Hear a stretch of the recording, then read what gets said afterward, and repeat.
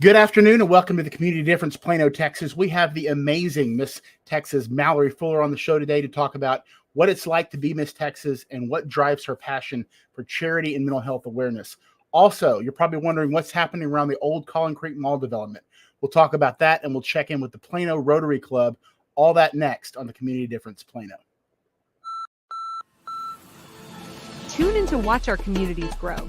See how our citizens, local governments, churches, small businesses, schools, and our local sports teams are coming together and partnering to make the difference.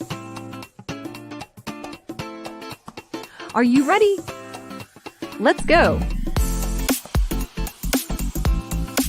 Welcome to the Community Difference, Plano, Texas, with your host Nathan Smith, and powered by the Difference live stream radio and podcast. So if you love your community and you love supporting the folks and businesses that make your community so special, then we invite you to like, follow, and subscribe to our pages, and then tune into each show to experience the community difference. Good afternoon and welcome to the Community Difference, Plano, Texas. I am your host, Nathan Smith, alongside Lyndon Wilson, producer, creator, Godfather, Grand Poobah of the Difference, whatever you want to call him. We are delighted to be here with you today. We've got a fantastic show. I know we said we had a great show last week, and we did, and the week before, but really, we really mean it this week. We've got a fantastic show this week, and we're excited to get to some of the guests we have today. A couple of things, as we build relationships throughout the community, you know, we always talk about bringing different people together and just highlighting things that are really cool. I came across this the other day when I was doing a little research. May not know this. Every year, and Lyndon, I'm going to put this in the chat for you to post this for everybody. Okay. Every year, the Plano Fire Department puts a contest together for kids during Fire Prevention Week, which is every year, and they just recently judged all the entries for that all the kids did from like kindergarten all the way through. So, you know, different levels, different entries. And if you go to this link that Lynn's about to post, it shows you all the pictures, all the kind of posters, the contest winners. And it's really cool just to watch the interpretation of how kids view fire prevention. Obviously, you know, fire department comes out and they give lessons. And you probably remember that if you were a kid. I remember doing the firehouse where they'd come out, they'd bring this like fake house on wheels and they'd fill it with smoke and you'd have to get out. Of course, it was like not real smoke. I think it was like dry ice. So they didn't want to kill any kids. That was really frowned upon. So, but I remember that. I remember thinking that was really cool. And so it's really neat to see that that's still happening, that they're still making sure that that's a big thing on the forefront of our kids' minds. You know, my son and I and my wife and my parents did a fire station tour of one of Shiloh and 14th Street. I don't remember which station it was, about a month ago. And so you can schedule that. And, you know, if they're there, which they obviously are always there, somebody's there, they'll do a tour. They'll show you the truck. And then obviously if they get a call, they just go out and come back. And it's really neat. And my son's just over 2 years old, about 27 months, and just absolutely loved it. So it's really cool. There's all kinds of opportunities like that to get your kids involved with our first responders. We're in the process of getting some people that represent first responders, police, fire, et cetera, on the show that want to talk about, you know, just things that are going on in the community in Plano. You know, fire prevention is obviously a good thing, right? You think about that as you're a business owner or if you're, you know, schools and whatnot. They already have their plans in place. If there were a fire, they do fire drills, et cetera. You don't probably do a fire drill at your house, right? You have your smoke detectors. But it's a good idea to really have that conversation with your family. First of all, if you can prevent a fire, that's a really good thing. But if one happens, God forbid, and you know what to do, what not to do, that can be a life-saving thing. Making sure your smoke detectors are working. Don't do like so many people have done, and it starts beeping at you, and you don't know how to fix it. Instead of looking it up, you just disconnect it and throw it away. That's maybe convenient, but it's actually very dangerous. So use the resources that we have at the Plano Fire Department, and they'd be happy to educate you in any way possible. So check out that artwork. It's pretty cool. And I think, Linton, did you throw the link up? Did you see that in the private? Okay, yeah. Perfect. So check that out, and you'll be able to just get a chuckle in your day as you get to look at some pretty cool art projects for our kids in the Plano area. So, well, we want to dive right in. We've got a lot to cover, a lot of guests to talk to. Very first, we're super excited to have the privilege, the pleasure of speaking with Miss Texas today, Mallory Fuller. I'm going to bring Mallory in. Mallory, how are you doing this afternoon? I'm doing good. How are you? I am doing great. You know, I told you in the pre-show, I feel very underdressed. I don't know why I didn't think you were going to wear like the pageantry garb. I should have known that, but now I'm just wearing a t-shirt, but that's okay. It's my You show. look So great. I can wear a t-shirt. You look great. Well, thank you. I like the crown. You pull it off. I couldn't pull it off. So that's I don't know, Nathan. I've seen you in a tiara before. You have not, and that is a lie. That's that's fake news. We don't have that here. Well, first of all, again, thank you for coming on. I just want to start with, you know, how in the world do you get into pageantry? I know it's something that you probably started at a young age. Mm-hmm. I think we've all watched Toddlers and Tiaras. Like, there's mixed feelings on that. When did you start? When did you realize this is something that you wanted to do and compete in? Right. So first, just to clear the air, I never did toddlers and tiaras or anything like that. That's And the Miss America organization is nothing like that. So I actually started because my mom competed in Miss Texas when she was younger. Okay. She actually represented my hometown in Freestone County. But she did it and she absolutely loved it. And then my two older sisters also competed. So I have two older sisters and the oldest started competing in 2005, 2006. And when she started competing, I actually joined the Lone Star Princess program, which is part of the Miss Texas organization. It's a mentorship program for young girls ages 5 to 12. And so I was 7 years old when I became a Lone Star Princess. I was mentored by two women who actually won Miss Texas. And then I started competing in the teen competition when I was 13. And then 11 years later, 24 years old, I was crowned Miss Texas. So it's been quite the journey. And it's truly made me into the person that I am today. So I'm really thankful for it. Did I see that your sister, I know you said she competed, didn't she also win Miss Texas? Like so the middle sister, James Madison, she was Miss Texas 2018. And we are actually the first sisters to ever I was about to ask you that. Texas. Yeah. I can't imagine that happened. That had happened before. So First very cool. Now you grew up in Fairfield, yes. which you told me is a town no one's ever heard of, except two people we have on the show have heard of it. So now I felt bad. Yeah. It's just about 2 hours south of here. And now you represented, you're living in Plano, representing Plano. Yes. And so you've spent some time in Plano. Yeah. So obviously this is the Plano difference. So we want to have you on, obviously, because, you know, it's cool to understand and talk to Miss Texas. But you also have a Plano connection. So we'll start there. You live in Plano now. What is it about Plano that you like? Why you represent Plano? What is it that just kind of made you say, this is where I want to represent as I'm going to this competition as Miss Texas? Yeah. So I was thinking about that, and being from a small town, I feel like you have a connection with a lot of people. And oftentimes when I'm out and about in Plano, I feel that same connection in Plano. So it's a bigger town. It's obviously a suburb of Dallas, but it kind of has that small town feel. And so I've had the opportunity to do a few different events in Plano with the Plano community. And I feel like everyone I meet is just so genuine, and they really do want to have that connection with you. So I love that. And I love living in Plano and just all the different things that there are to do. It's definitely, there's definitely a lot more to do in Plano than there was to do in Fairfield growing up. So yeah, I love living here. I always ask people this: what is if you need to give me 2 or 3, that's fine. Okay. But like, if we're all going to go to lunch after this, where would we go? You can pick a couple places. Caught me off guard. I know. I like Velvet Taco. I tried Velvet Taco for the first time not too long ago, and I really liked it. It is really good. There's like 3 or 4 of those. It is really good. Yes, I'm a huge Mexican food person, so mi cocina is always a go-to for me. Yeah, those are probably my top 2. Chips and queso. Anywhere there's chips and queso. Oh my gosh, you're speaking my language. There's also one. Oh my goodness, what is it called? El Norte? Is that what I'm thinking of? El Norte. I've never heard. Where is it? It's off of Parker, I think. Okay. Yeah. Lyndon, write that down. We're gonna go try that. El Norte. Okay, Yes. El Norte. Very good. That was one of the first. So as Miss Texas, I actually lived with a host mom, and that was one of the first places that she took me was El Norte. So, so tell me about this. So you represent Plano. You didn't live in Plano. You're out in Tyler currently right now, and then you're going back to school after this. When you're done representing Miss Texas, which is like one more month from here.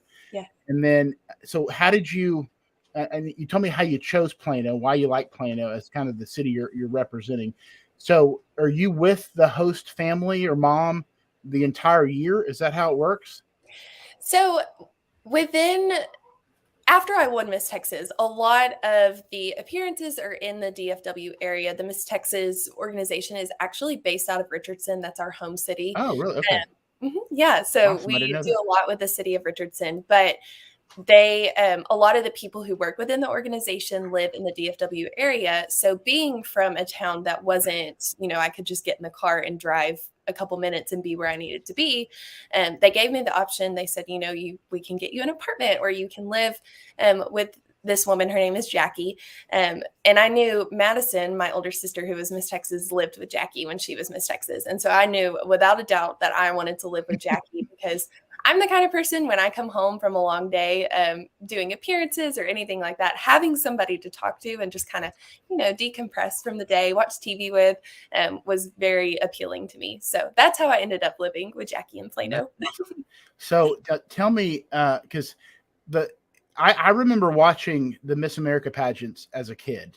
And I watched those, and we watched them as a family. Like, they were a pretty big event. Obviously, I was pulled from Miss Texas. She did win a few times. I don't remember the last time.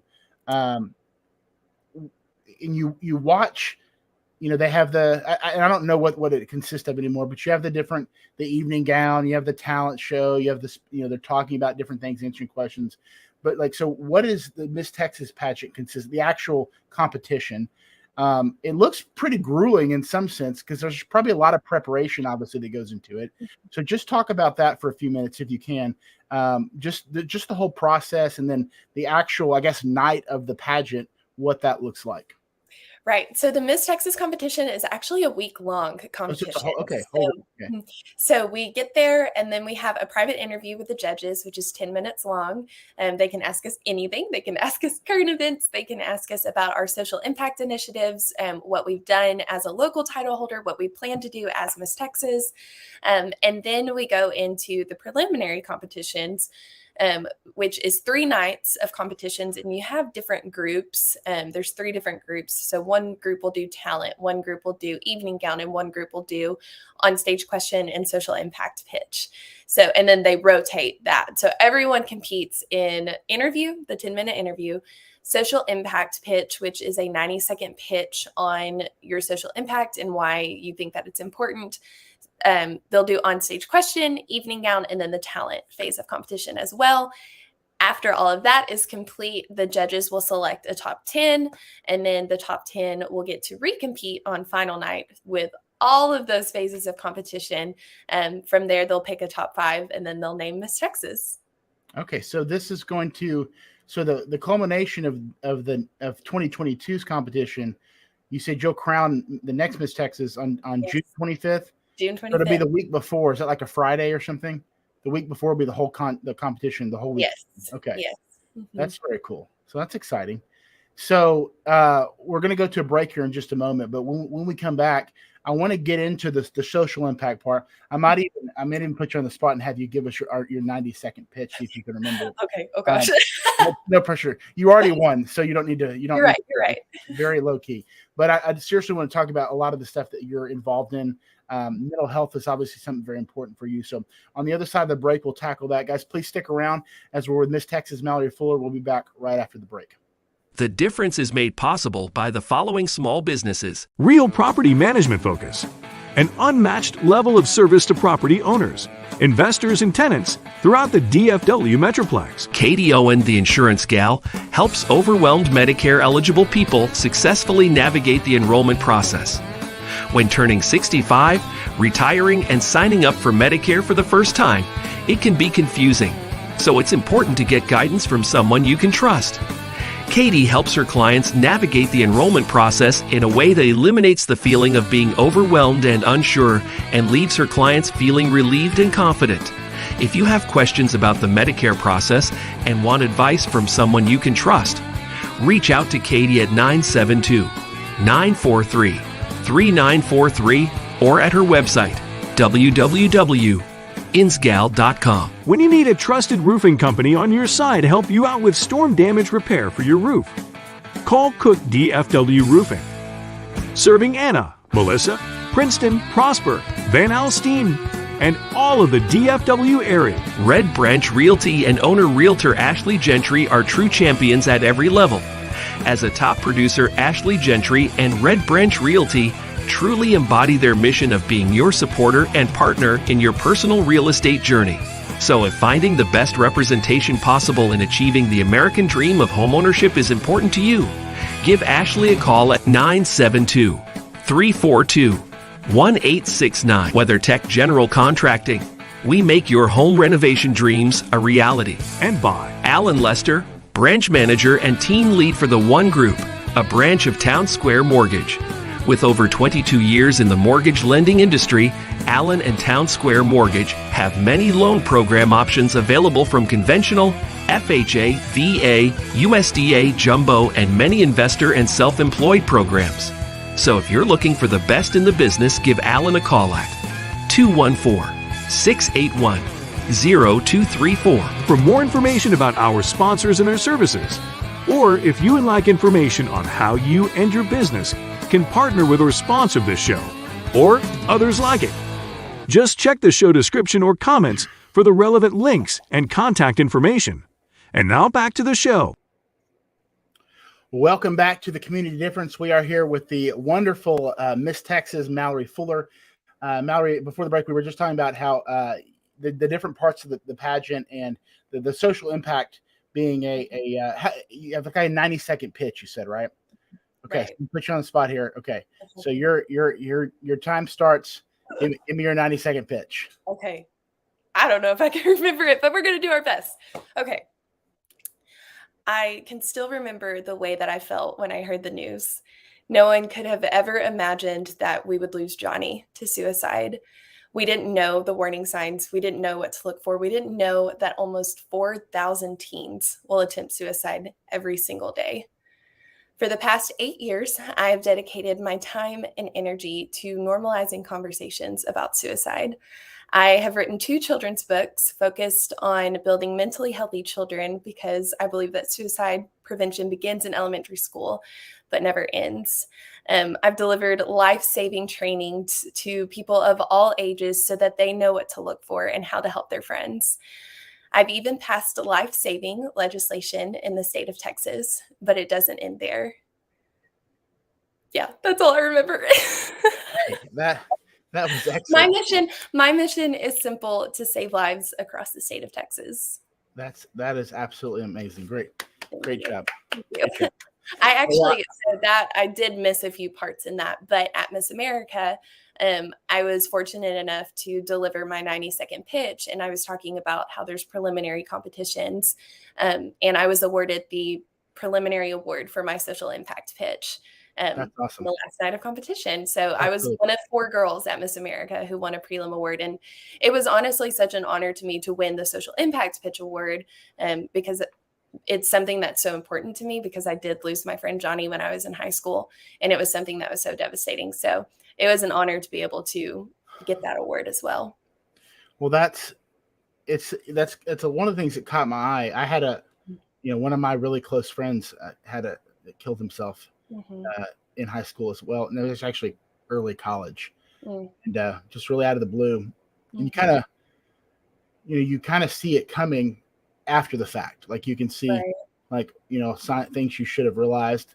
And it's really interesting. It's really difficult because you really don't know what to do, don't know how to respond. It's so quick, so permanent, so sudden. Right. And so, the tragic thing, I mean, that's obviously tragic, but what's more tragic is the numbers for younger people are continuing to rise. Yes. And obviously COVID did not help that at all. Not so much the disease, but the lockdowns and Right. the being, separated from people, which were, created to need that community. Mhm. So talk about that. Talk about, so I'm reading here on your website, Mallory's Mission, Suicide Prevention. Do you have an organization that you've started? If you want to, I know you wrote a couple children's books. We'll throw those up in just a second, but just talk about, what you're doing with this as you push forward to bring awareness and actually make a difference Mhm. from a suicide prevention standpoint. Right. I have been so lucky to actually partner with two different organizations. So the first one that I partnered with, I mentioned in my pitch that I had been working on this for the past 8 years. I actually had the opportunity to travel with Johnny's family, and the Jason Foundation, which is actually based out of Tennessee. They're a national organization. They're actually one of the nation's leaders in teen suicide prevention. But they created an act that's called the Jason Flat Act. What that does is it makes it mandatory for educators to be trained in suicide prevention annually instead of just once before they can become a teacher. Mm. So I actually had the opportunity to go with them to the Capitol in Texas and get it passed. So we got that passed in 2015, and I got to testify on behalf of it in front of the Senate Education Committee. So that was, What's the name of the bill again? it's called the Jason Flat Act. Okay. Yes. So it's That's from amazing. the Jason Foundation. So I've actually had the opportunity to work with them some more. We created a college training program that I actually implemented when I was in college at A&M. I implemented it in Greek life and some different student organizations.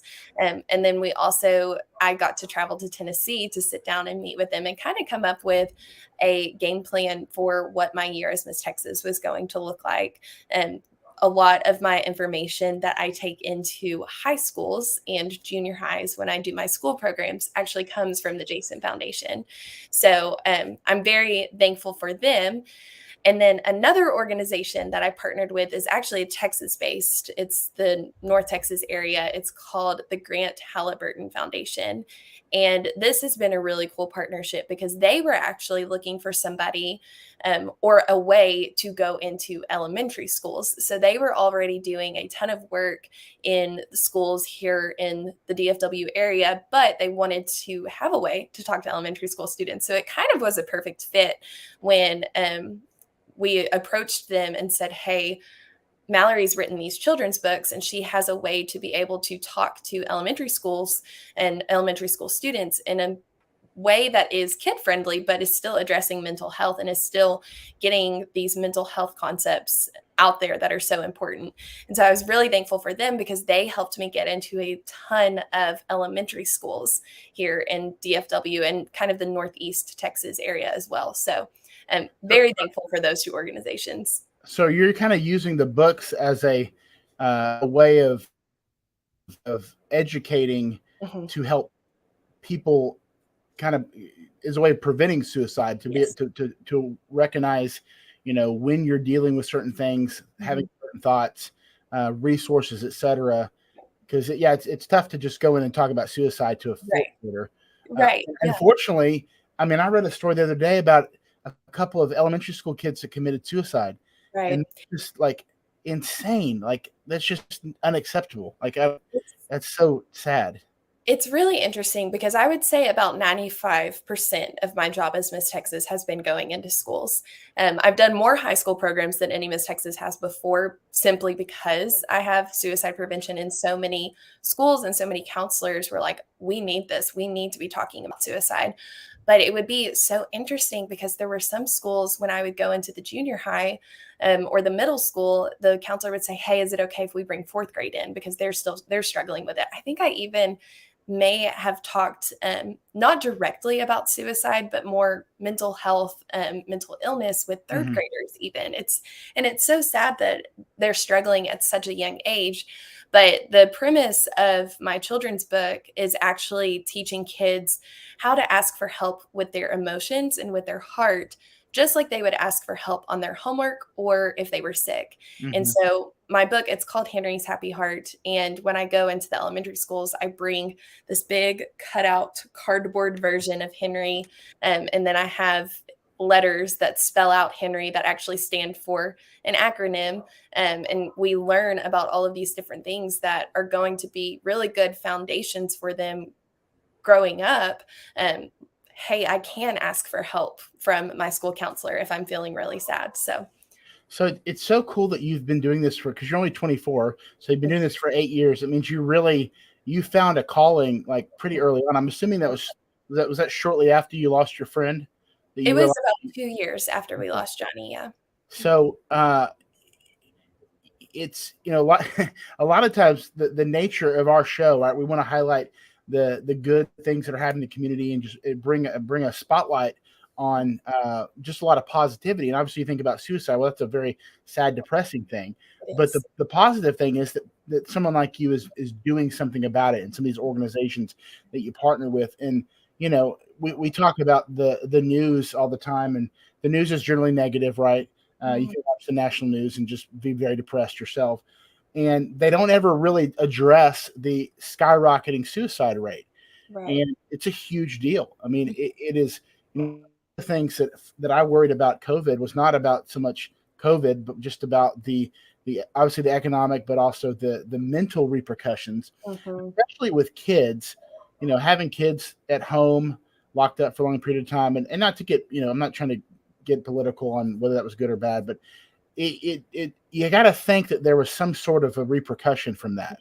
And so being aware of possibilities and signs and what to look for as these teachers and educators and just parents in general, try to get back into the flow of things, which we've done for at least most of this year. But just knowing what to look for, I think is a lot of a huge step. Would you say, would you say that there's some similarities between people that, in terms of looking for signs of suicide, of people that are going to maybe do something really bad, and then commit suicide, like some sort of, crime or whatever? Are there some correlations there that they found in these organizations? Ooh. I'm not entirely sure, and I'm going to preface this by saying I am not a professional, but I'm not holding you to this. I'm just wondering. Right, yeah. I mean, I could see how there could be some correlations. And one of the things that I talk about when I go into high schools and I'm talking about the suicide warning signs is, there are a ton of different warning signs. And I think it's really important that we all educate ourselves on them and we all know what they are, so that when we see them, we can have that conversation. We can say, hey, I noticed that you're doing such and such, or you're acting this way. And I just want to check on you and see if you're okay. But one of the biggest things that I highlight is that if there's a behavior that is just kind of out of character for that person, it's okay to ask them if they're thinking about suicide. You can be as direct as asking them. But I think anytime that there's a behavior that's just kind of alarming, it might be worth looking into. Very cool. Well, I want to show, Lennon, if you'll pop the book up on screen here for a second. So did you do the artwork also, or did you have somebody else? I did not. My illustrator was a good friend of mine. Oh my gosh. No, I am not. Too much. I'm not artistic whatsoever. There's actually a picture on my Instagram. So during COVID, I was trying to be creative or like figure out what I wanted to do with all this free time I now had, because I was a senior in college when it hit and I got sent home. But there's a picture of me trying to recreate a painting. No, it's awful. So I am very thankful that I had a good friend of mine from college that was so gifted in graphic design. So she did the illustrations. I did the writing, but not the illustration. So can we get this on Amazon if somebody wants to get the book, or where is it sold? Yes, anywhere it is on Amazon. Okay, Mm-hmm. Awesome. Well, we have about 1 minute here before our last break, and I thank you so much for taking time to come on with us. It's been a pleasure. Just a quick kind of fun question. What has been your favorite thing about being crowned Miss Texas over the last year? Okay. So one of the most unique appearances that Miss Texas gets to do every single year, she is invited to the Rattlesnake Roundup. So in February, I got to go with the Sweetwater JCs to Austin, and we promoted the Rattlesnake Roundup. So that was the first time I ever held a rattlesnake. And yes, it still had its fangs. It still had venom. And I was holding it with my bare hands. And it was absolutely terrifying. I cried the first time that I did it, but then I ended up holding about 20 rattlesnakes that weekend. And then in March, I went to the Sweetwater Rattlesnake Roundup and I was put into a pit of rattlesnakes. And I had like chaps and boots and they taped me up and everything. But you can imagine the sound of thousands of rattlesnakes. Yes. Is there a video of this somewhere? Because there is a video on my Instagram. Okay, I'm going to have to look at that because that sounds fascinating. Yes, I got to hold a rattlesnake and I was put in a rattlesnake pit, and now I will never, ever have to think of a fun fact about myself ever again. That is a really good one. Well, 30 seconds here. Last question for you. Where do you see yourself? I know you want to go back and get a degree in, tell me, what's your degree focus? Remind me. Pathology. Yeah. Where do you see yourself with that in 5-10 years down the road? Well, I graduated and That's good. That's a good start. I would love to be able to work with the adult population with speech pathology. I love the language side of it. And so helping people who have either suffered from a stroke or traumatic brain injury or something like that regain their language and being able to learn how to talk again. That's where my passion in that lies. But also I really would love to be able to continue my suicide prevention work, hopefully being able to continue to push my book out there and educate people on the warning signs of suicide. And just, I feel like that really is where my passion in life lays. So hopefully I'll still be doing that. Yeah. Well, Miss Mallory, thank you so much. I know the people of Plano are thrilled to be represented by you and, of course, the great state of Texas. And enjoy your last month, and I'm sure you'll enjoy the crown a new Miss Texas here soon, and maybe we'll get a chance to meet with her as well. So, again, thank you for your time. You've been outstanding, and we appreciate you very much. Guys, we're going to go to break. When we come back, we will discuss some different things going on in Plano, a couple of things happening with the concrete mall development, and like we teased last week, there is some pickleball news. If you don't know what that is, you definitely want to stick around right after this. The Difference Radio, live stream, and podcast, the voice of small businesses and the communities they serve. Over the last 24 months, The Difference has evolved into a powerful internet media company that helps small businesses and local communities and nonprofit organizations create, produce, broadcast, and distribute a variety of shows, all designed to empower our communities, the businesses, the people, the places, and the events that make our cities, communities, and the folks that live there so very special. With almost 1.5 million viewers and listeners in the last 2 years, The Difference and its unique strategy of positive impact branding has helped communities and small businesses be seen, be heard, and be remembered. In a world that is consumed with negative press, media manipulation, and propaganda, The Difference, along with many others who believe in and support The Difference, understand that there is no better way to make the difference in our communities than to highlight the unsung heroes and high achievers that call our towns and communities home. And we wanted to create a platform that does just that, one that brings awareness to and reminds folks of the goodness that lives within so many of us and our neighbors. And don't forget to hit that like, follow, and subscribe button, and tune in each week so you can experience the difference.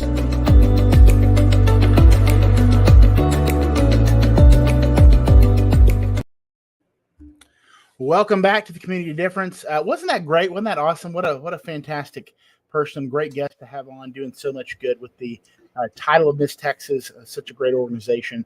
Didn't know it was in Richardson right here, not too far from Plano, right here in our own backyard. So that's pretty exciting. Guys, thank you so much for coming back with us after the break. It is, you may not realize this, but it is grilling season. It didn't feel like it today because we got a cool front in the middle of May, which doesn't happen very often. It's supposed to storm and stuff, but it is grilling season. No steak, no chicken, no meat of any kind is complete without the goodness of Goodness Steak Seasoning. Our good friend Jason Velo of Goodness Steak Seasoning, a good friend of ours, a new partner sponsor of the show. Guys, you can go to the store and you can buy the generic steak seasoning or you can try to concoct something of yourself, but why take the time when you can put Goodness Steak Seasoning on literally anything? I put it on eggs. I put it on popcorn. I put it on potatoes, mashed potatoes, regular potatoes, every conceivable meat.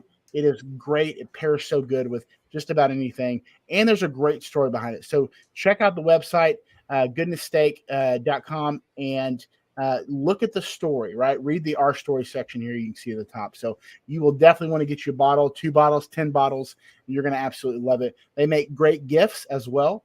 I have a couple of realtor friends that I know that bought a big lot from Jason, and they're using them as little thank yous to their guests or to their clients and the people they come in contact with. So Goodness Steak Seasoning, make sure it is part of your grilling regimen for the summer.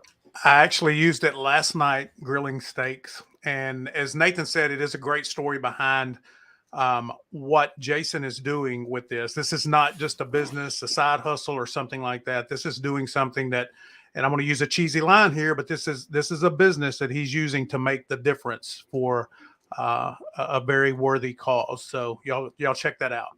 Awesome. So you may have noticed that there is a lot of construction going on around Collin Creek Mall. A lot of things happening there. Kind of looks like Area 51, like it's very secure. You can't really see what's going on in there. So I drive by. I've been trying to peek in there for the last year. Can't tell what's going on. So we had to find somebody that knows the 411, what's going on with that. So we brought on the wonderful Julie Holmes, for the great city of Plano. Julie, how are you doing this afternoon? Hi, Nathan. I'm doing great. Thanks for having me on the show. Our pleasure. Our pleasure. Before we jump into that, I know you grew up in Plano. You've been here for a long time. I think you said you went to Plano, the original Plano Senior High. Talk about, just your growing up in Plano. Obviously, it's gone from like 70,000 to like close to 300,000 people. What is it that you love about Plano? Why have you kind of planted your flag here for the last 40 years, basically? Yeah. Yes, we moved here in 1981, same year that Collin Creek Mall opened up. And so I literally grew up with Plano. When we moved into our neighborhood in Pittman Creek Estates, we had empty lots on both sides of us and empty lots on the back side of the creek behind us. So I think we were at about 70 to 80,000 in 1981. We came here because my dad accepted a job with Arco, which is no longer here, but we've watched that building evolve to British Petroleum, and then was it next NTTA, I think, the Pro Systems, and now Dell. So seen evolution of lots of different businesses, from the telecom corridor and JCPenney come and then go and then come back. And but yeah, what do I love about Plano? I mean, what's not to love about Plano? We're an amazingly well-run city. We have tons of parks and trails, and our library systems are fantastic. Our school system's fantastic. I liked what Mallory had to say earlier about it feeling like a small town, because it really does. If you're involved in the community, in the Chamber of Commerce, if you're volunteering with different nonprofits, going to events. I was at a Friends of the Farmstead dinner Friday night. Anybody that doesn't know about the Heritage Farmstead Museum, another hidden gem in Plano. We're right in the middle of Plano. You can go see pigs and chickens and pet a donkey. So Plano, like Mallory said, it really, if you get involved, if you participate, it really does feel like a small town. I also have joked for years that Plano was built so simply on a grid where all the streets go north, south, east, and west. You just have to learn the main streets, and you can find your way around. It's very simple. Yeah, I'm geographically challenged, so I just want to stay put because I know my way around here. But went to great schools and still have lifelong friendships with people that I went to elementary school with. Even Lennon, you hear that? You finally found a petting zoo where you can pet a donkey. I'm going. I just looked it up. So I'm definitely. I think my wife took my son there. In all seriousness, they have some really, really fun events. They have an adult Easter egg hunt that you better wear. You better sounds dangerous. Yeah. Yeah, watch your elbows. Yeah.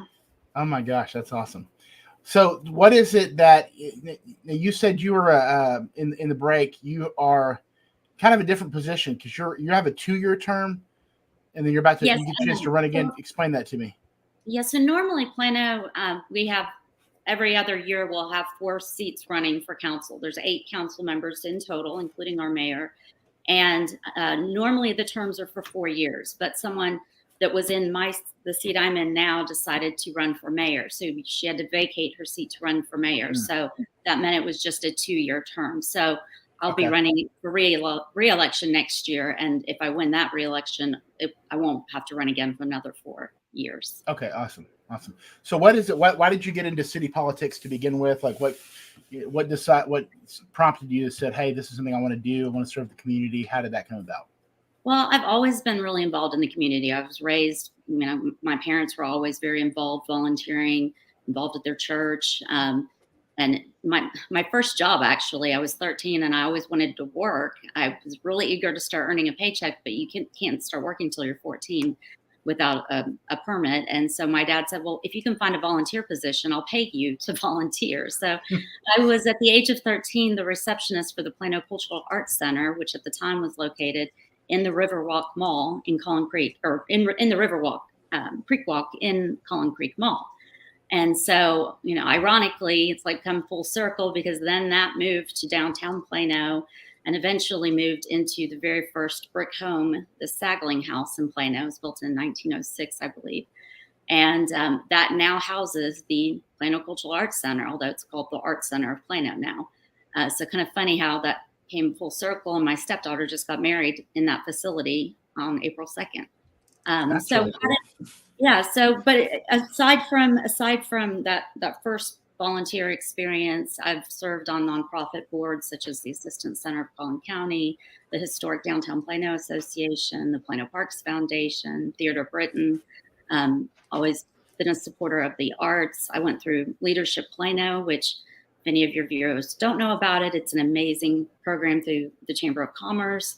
You were talking about the fire department earlier. I went through the Citizens Police and Fire Academies. So I have gotten in the full gear and hold the fire hose and drive a police SUV around an obstacle course with the sirens on and everything. Oh, that sounds fun. Actually go through a shooter don't shoot kind of simulation situation and see what it's like to be in a position to have to make fast decisions, difficult decisions. So anyway, I had never really thought that running for council was something that was what I wanted to do, but it felt like the right time. It felt like it was the next step in giving back to the city that I love. And when you're that involved, it just kind of the natural next step. That makes a lot of sense. Well, I want to make sure we get to what we promised our viewers here. So you can give us an update, and Lyndon, if you want to throw up that video. This is an aerial view of some of the construction. You said this was back from February, so it's obviously a lot more developed now. But just give us about a minute of what can we expect from this new development. Some of the details will be on the video, but just talk about what you know so far. So most of the details are coming up. 3,000 square feet of retail. I think it pops up kind of what to expect for. I thought it came up faster than that. I don't know if it's hidden under our 400,000 square feet of restaurant. That's a lot of restaurants. Yeah. And this, like I said, was in February. A lot's happened since then, which I'll give you an update that I got from our city manager. 8 acres of park space. That's a big deal. And that's something I'm going to mention that they'll be looking for citizens' input on that here pretty soon. Also, there's talked about a lot of trails, walking trails, like 1.3 miles of walking trails, which my wife will just love because that's all she loves to walk with our son, which is awesome. Well, there's just a ton of space out there. I guess I didn't realize how much land that is. Right. Well, that's a tremendous amount. Homes. I think it said 500 single family homes. I think it's coming up here on the trails as far as how much, and 1.6 miles of trails, and they'll intersect. So we already have. I should know this number off the top of my head, and I don't. But we already have many miles of trails. But this will help connect the east and the west side as well. And then also our city manager, who I can't say enough about our city staff, how exemplary they are, what a well-run city we have, and what great staff. But he sent us out a little update on the 17th of last week, saying that he sat in on the weekly meeting. They get updates every week, and he wanted to share a short report. Can be summarized in 2 words: steady progress. So while the windscreens are up on the fences, making it tough to watch, which there are actually some secret viewing locations that you can get a good look. That maybe other people will figure them out, but there are a few locations where you can get a better look, and there is some drone coverage. But it says the focal point is the steady progress on the garage, which it's an underground garage, so that has to be taken care of 1st. They've poured 140 piers, which is 25% of the total, and have also been installing waterproof walls. The biggest news is the cranes are about to be installed. They're still working on the footing and the foundations, which will be visible to the public once installed. Additionally, and this is where people need to listen in here, Centurion is about to start public outreach for the parks, and the city will assist with pushing the information to the community. So they're looking for input. What do we want? Do we want? Well, if you want to input, where would you go to give your input? Well, stay tuned. There will be information coming out. If you're not following the City of Plano Facebook page or Twitter, Instagram, any of those, I'd highly recommend it. City does a really good job of keeping you informed. You can also sign up for a lot of different newsletters on their website. So, Parks and Rec's important, library's important. You can mark the box of the information that you want to be receiving. And one thing that Julie, when you find that out, you can come back on and share that information again. Yeah, that would be awesome. You shared with me the other day one of the I guess lesser known gyms of Plano, the Texas Pool. Been here over 50 years. I just told my wife about it the other day. She's like, "Oh my gosh, this is amazing!" So I'm sure it'll end up there. Been around since like 1960, something like that. Pretty crazy. It was built in 61 by Hubert Hunt, who developed the North Dallas Estates or Dallas North Estates, and he called it Dallas North because he didn't think anybody would never know what Plano was. But it was built in 61, and I grew up in Plano, and I actually went to school literally around the corner from there. So I grew up swimming in that pool, walked past it on my way home. But over the years, it started to kind of, go unrepaired.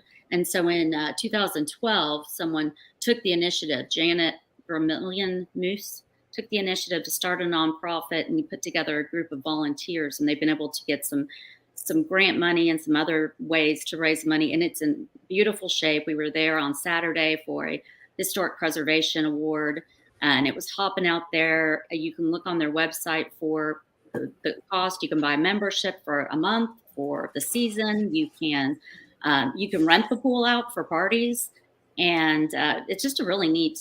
It's a neat hidden gem of Plano. Awesome. So we're gonna hit our last break, and then I've got one more quick 1-minute question for you when we get back. Stick around on the Community Difference. The difference is made possible by the following small businesses. Real property management focus. An unmatched level of service to property owners, investors, and tenants throughout the DFW Metroplex. Katie Owen, the insurance gal, helps overwhelmed Medicare-eligible people successfully navigate the enrollment process. When turning 65, retiring, and signing up for Medicare for the first time, it can be confusing. So it's important to get guidance from someone you can trust. Katie helps her clients navigate the enrollment process in a way that eliminates the feeling of being overwhelmed and unsure and leaves her clients feeling relieved and confident.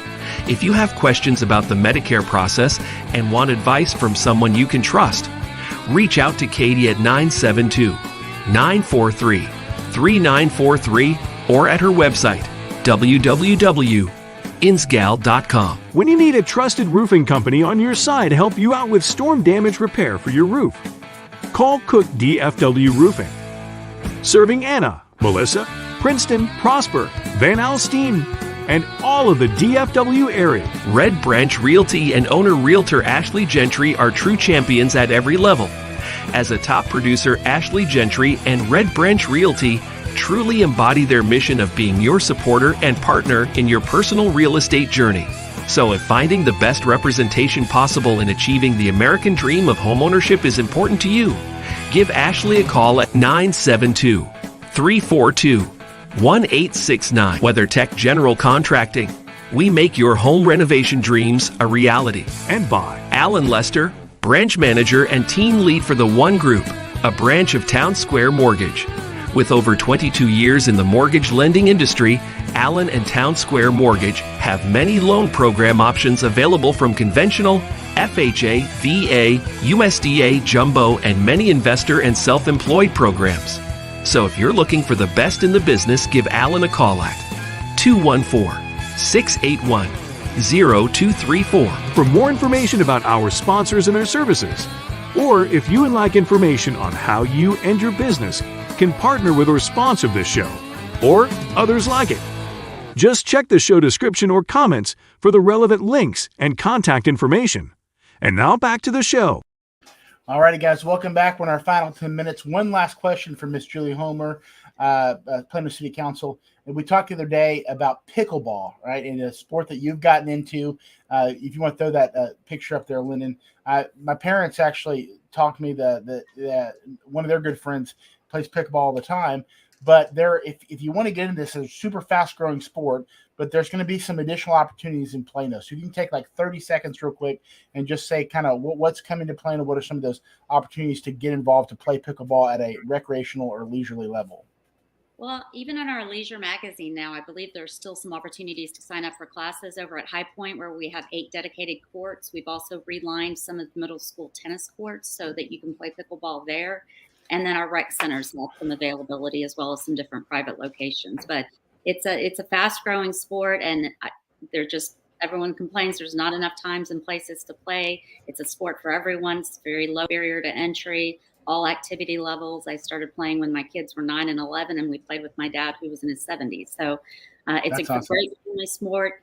And I gotta say one thing about the Texas pool I forgot to say, because they wanted everyone to know. They want everyone to have a chance to swim across Texas, and they are also always open to community partnerships. They'll barter, like they need an electrician. Cool. If you want a pool membership, some of your sponsors might be interested.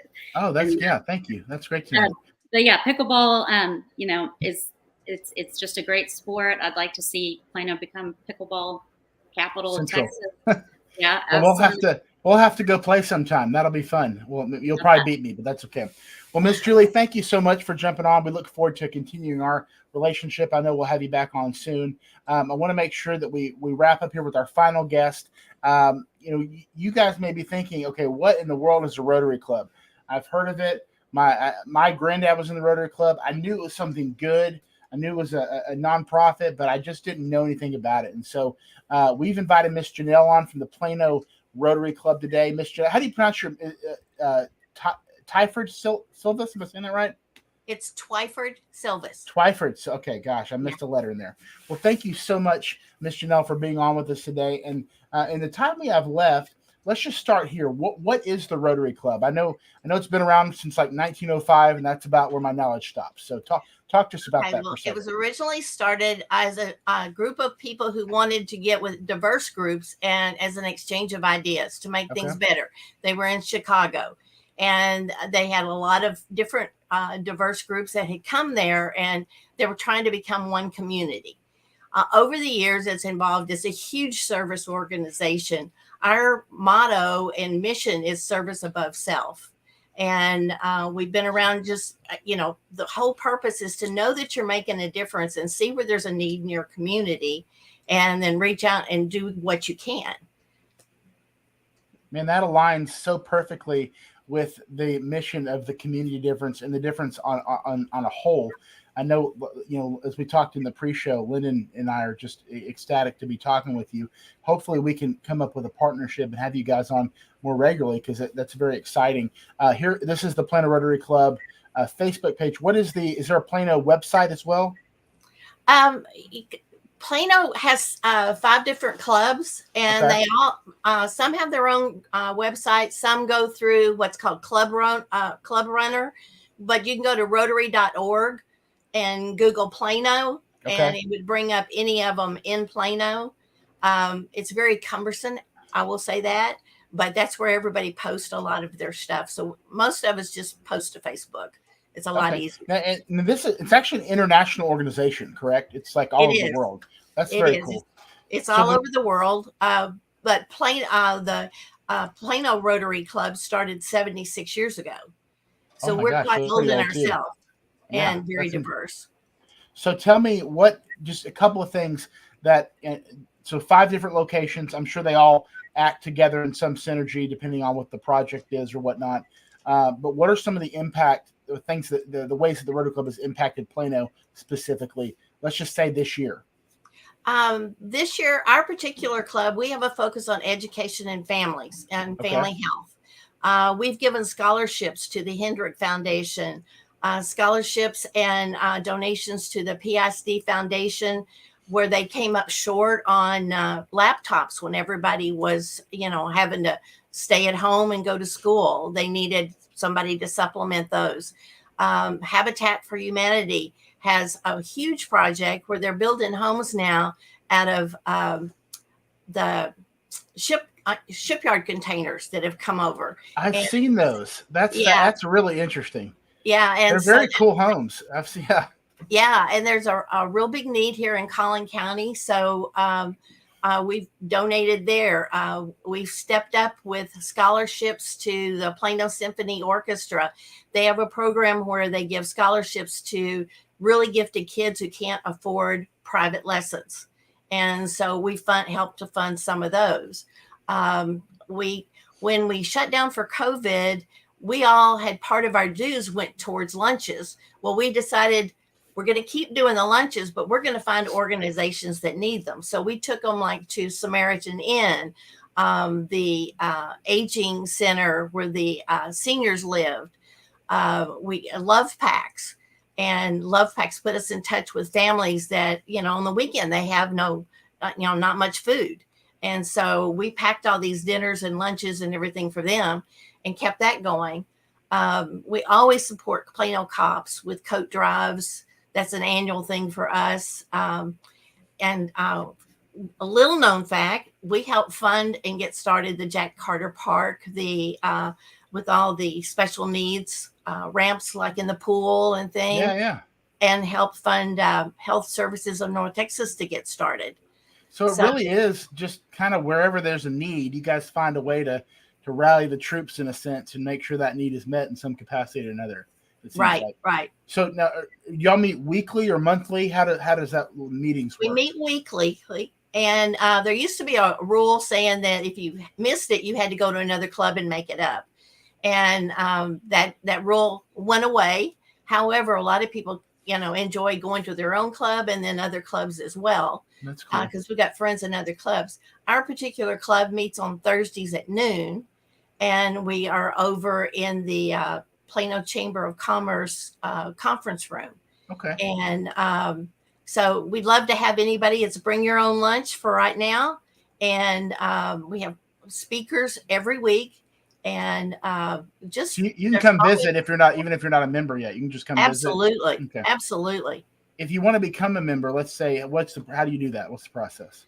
Well, you come a couple of times, get to know people. You fill out an application, and that application goes to the other members to see who knows you. Do you have a history around Plano? And if you don't, then they take the time to get to know you even better. Okay. And then they vote just like any other club.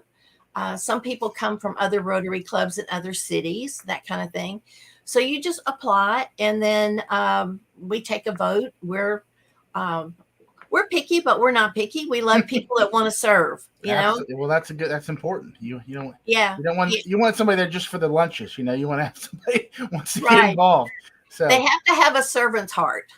And that's awesome. Yeah, and that's really cool. And Linda and I were talking a little before. We would love to have more conversations with you guys and just have you on periodically and just know some of the service opportunities. Obviously, you guys have a good finger on the pulse of the needs of the Plano community. So it's a really good partnership opportunity there, I think, between the difference and you guys. And obviously, we consider becoming a part of the Rotary Club ourselves. So that's certainly a good thing. So, yeah. Well, I've already increased my Rotary Club knowledge about 10,000% in the last 5 minutes. So that's a good start for me.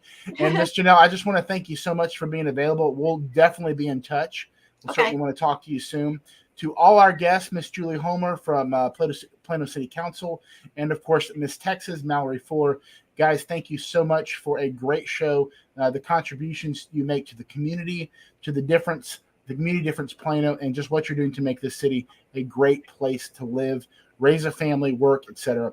Thank you so much. We will be not here next week. It's Fifth Tuesday, so we get a little reprieve, and we're going to come back ready to go with some awesome guests for the month of June and our summer months. Stick around 2 weeks. We'll see you back here, guys. Have a blessed day. Talk to you later. Bye. Thank you for tuning into The Community Difference. If you enjoyed the show, take something you learned and apply it in your community or your business in order to make the difference for someone else. Remember, the smallest change begins with a single action, but a single action can make all the difference. A special thank you to today's amazing guests. Also, if you'd like to be on the show to share your unique story and how it made the difference in your community, please contact Lendon Wilson at lendonw@thedifferenceradio.com. Until next time, this has been The Community Difference in Plano, Texas, hosted by Nathan Smith.